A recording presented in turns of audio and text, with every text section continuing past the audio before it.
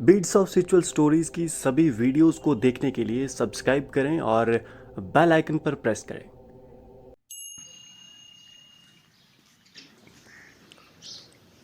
नमस्कार, beats of spiritual stories में आप सभी का स्वागत है। मैं हूं विक्रम सिंह ठाकुर और आज एक बार फिर बड़े ही हर्ष के साथ आप सबके समक्ष मैं श्रीमद् भागवत गीता के अध्याय 3 के श्लोक 17 से 21 तक को आपके सामने प्रस्तुत करूंगा। इससे पहले की वीडियो में हमने जाना कि भगवान ने ये स्पष्ट किया था कि शास्त्रों में मनुष्य के कर्तव्य निर्धारित किए गए हैं, जिनका पालन करके एक मनुष्य सुखी हो सकता है और अंततः मोक्ष को प्राप्त कर सकता है। लेकिन कर्तव्यों के ये बंधन तो सांसारिक मनुष्यों के लिए हैं। अब आज अध्याय 3 के श्लोक 17 में भगवान श्री कृष्ण क्या कहते हैं, आइए उस पर नजर डालते हैं। परंतु जो मनुष्य अपने अंतकरण यानी आत्मा में रम गया है, अपने अंतकरण आत्मा में तृप्त है और आत्मा में ही संतुष्ट है, उसके लिए इस जगत में करने के लिए कुछ शेष रह ही नहीं जाता। भगवान यहां समझा रहे हैं कि जो मनुष्य योग और साधना से अपने आत्मा का साक्षात्कार कर लेता है और अपनी आत्मा में स्थित हो जाता है, वे शास्त्र और शास्त्र निर्धारित कर्तव्यों के बंधन से मुक्त हो जाता है। उसके लिए फिर कुछ करना शेष नहीं रह जाता। फिर अध्याय 3 के श्लोक 18 में भगवान श्री कृष्ण कहते हैं, जिसने आत्म साक्षात्कार कर लिया है उसके लिए इस विश्व में कर्म करना या कर्म ना करने का कोई प्रयोजन शेष नहीं रहता और ना ही उसके लिए किसी जीव पर आश्रित होने का कोई अर्थ औचित्य शेष रहता है। इस श्लोक में भगवान श्री कृष्ण समझा रहे हैं कि कर्म, ज्ञान और साधना का लक्ष्य तो आत्मा का साक्षात्कार ही होता है। आत्म साक्षात्कार के बाद मनुष्य ब्रह्म में संलग्न हो जाता है। जब मनुष्य उस अवस्था में पहुंच जाता है, तब सभी कर्मों और कर्तव्यों की सीमा से परे निकल जाता है, यानी मुक्त हो जाता है। चलिए अब देखते हैं कि अध्याय 3 के श्लोक 19 में भगवान श्री कृष्ण क्या कहते हैं। इसलिए बिना फल की असत्य के निष्ठा पूर्वक अपने कर्तव्य कर्म निरंतर करते रहो, क्योंकि फल से असत्य रहित कर्म करता हुआ मनुष्य परमात्मा को प्राप्त होता है। भगवान ने कहा कि जो मनुष्य फल की लालसा किए बिना अपने निहित कर्तव्यों का पालन करता है, वे कर्म के बंधन से मुक्त होकर परमात्मा को प्राप्त हो जाता है। कर्तव्य का निष्ठापूर्वक पालन अपने आप में मुक्ति का मार्ग है। यही कर्म योग का मूल सिद्धांत भी है। चलिए अब देखते हैं कि अध्याय 3 के श्लोक 20 और 21 में भगवान श्री कृष्ण क्या कहते हैं और उसके बाद इसकी व्याख्या को अच्छे से समझने की कोशिश करेंगे।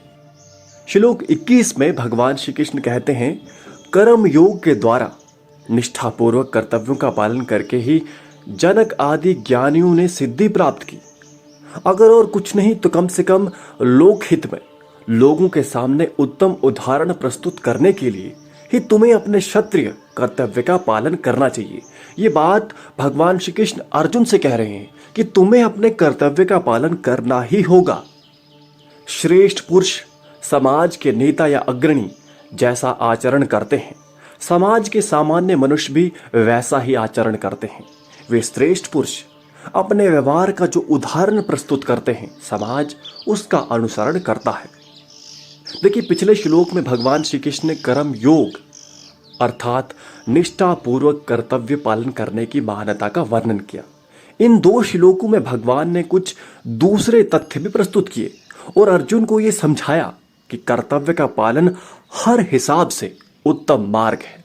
भगवान श्री कृष्ण ने जनक जैसे महान राजा और ज्ञानी का उदाहरण दिया। जनक कर्म से एक राजा थे, लेकिन उनकी गिनती महान सन्यासियों और ज्ञानियों में की जाती थी। जनक एक राजा होते हुए भी सांसारिक रूप से इस संसार की सभी लालसाओं से मुक्त थे। निष्ठापूर्वक प्रजा की सेवा को ही उनके जीवन का लक्ष्य था। इस कारण उन्हें विधेय कहा जाता था। विधेय का अर्थ होता है जो बिना देह का हो, यानी जिसका शरीर ही ना हो। बड़े बड़े सन्यासी घोर तपस्या के बाद ऐसी स्थिति प्राप्त कर पाते हैं, लेकिन जनक ने कर्म योग के द्वारा वो स्थान प्राप्त किया था। इतना समझाने के बाद भगवान श्री कृष्ण ने अर्जुन को कर्तव्य करने का सामाजिक परिप्रेक्ष्य स्पष्ट किया। भगवान ने अर्जुन से कहा कि तुम समाज के अग्रणी लोगों में से एक हो। समाज तुम्हें सर्वश्रेष्ठ धनुर्धर के रूप में जानता है और लोग तुम्हें एक महान योद्धा मानते हैं। एक सर्वोच्च योद्धा होने के नाते समाज की सुरक्षा की जिम्मेदारी तुम्हारे ऊपर है। अगर आज तुम किसी कारण से युद्ध छोड़कर भागते हो तो कल को दूसरे सैनिक भी किसी न किसी कारण से युद्ध छोड़कर भागने लगेंगे। सैनिकों में एक खतरनाक और कायरतापूर्ण परंपरा चल निकलेगी और इस प्रकार समाज की सुरक्षा खतरे में पड़ जाएगी। अगर और कुछ नहीं तो समाज के सामने एक उदाहरण रखने के लिए ही तुम्हें अपने सैनिक कर्तव्यों का पालन करना ही होगा। समाज के अग्रणी जो करते हैं, समाज के दूसरे लोग भी उसी का अनुसरण करते हैं। अतः एक योद्धा होने के नाते धर्म की रक्षा के लिए युद्ध करना सबसे परम कर्तव्य है और इसलिए उसे इस कर्तव्य का निर्वाह करना चाहिए। यानी अर्जुन को भगवान श्री कृष्ण कह रहे हैं कि तुम्हें युद्ध करना ही होगा। तो मित्रों, ये था अध्याय 3 के श्लोक 17 से 21 तक की व्याख्या और इसी के साथ आज का वीडियो भी यहीं समाप्त होता है।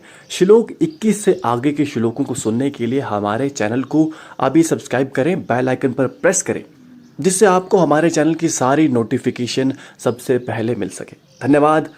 जय श्री कृष्ण।